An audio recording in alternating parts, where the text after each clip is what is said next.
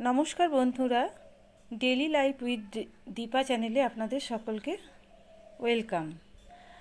আজকে আপনাদের সামনে আমি একটা রেসিপি করব, সেটা হচ্ছে মাটন মশলা।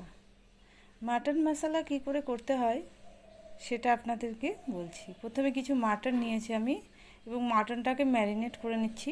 তার জন্য নিয়েছি দই, হলুদ গুঁড়ো, জিরে গুঁড়ো, ধনে গুঁড়ো এবং লাল লঙ্কার গুঁড়ো।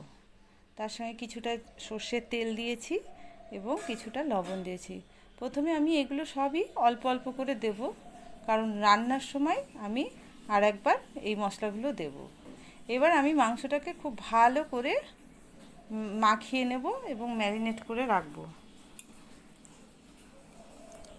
এবার কড়াইয়ে গরম করে তাতে সর্ষের তেল দিলাম এবং কিছু গোটা গরম মশলা ফোড়ন দিলাম। ফোড়নটাকে আমি 15 সেকেন্ড একটু ভেজে নেব। ফোড়ন থেকে সুন্দর গন্ধ বেরোলে আমি এই গরম তেলের মধ্যে পেঁয়াজ দিলাম। দেখতে পাচ্ছেন বন্ধুরা, তেলটা যথেষ্ট গরম হয়েছে। পেঁয়াজ দিয়ে পেঁয়াজটাকে খুব ভালো করে ভাজতে হবে।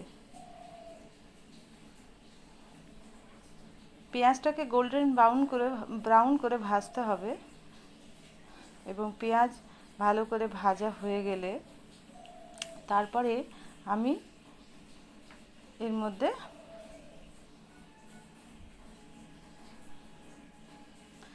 কিছু মশলা অ্যাড করব। আদা, রসুন, লঙ্কা, জিরে বাটা।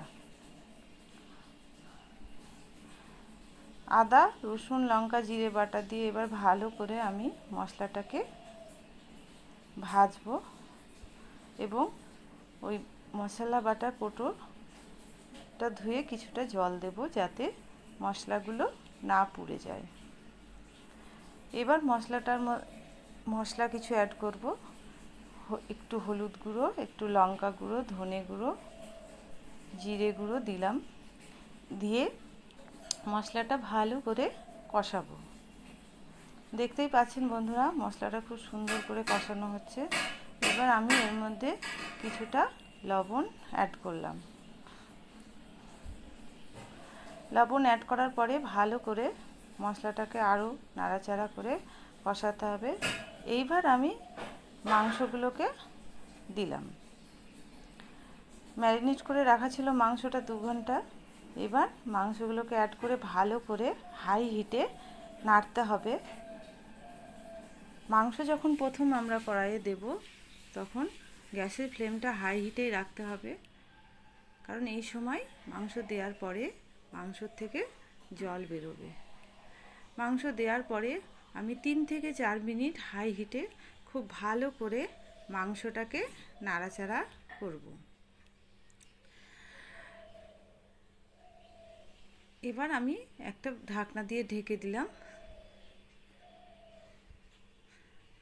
মাংসটাকে আবার ঢাকনা খুলে ভালো করে নেড়ে নেব।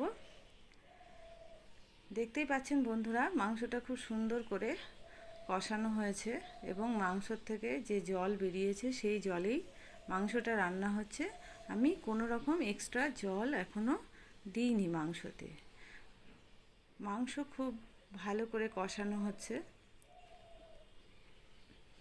দেখতেই পাচ্ছেন কালারটা কত সুন্দর এসেছে।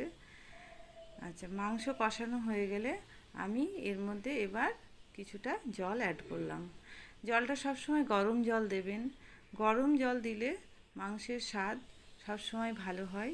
ঠান্ডা জল দিলে স্বাদটা নষ্ট হয়ে যায়। তাই চেষ্টা করবেন মাংস রান্নার সময় সবসময় গরম জল দেওয়ার। গরম জল দিয়ে মাংসটাকে খুব ভালো করে নাড়তে হবে। এবার এটা আমি একটা প্রেসার কুকারের মধ্যে দিয়ে দেব। মাংসটাকে প্রেসার কুকারের মধ্যে দিতে হবে এবং এমন করে দিতে হবে যাতে জল মাংসর ওপরে উঠে না আসে। মাংসটা 5 থেকে 7টা সিটি দিলাম এবং দেখতেই পাচ্ছেন আমার মাংসটা অলমোস্ট রেডি হয়ে গেছে এবং কেমন কালার এসেছে। আপনাদের যদি আমার ভিডিওটি ভালো লাগে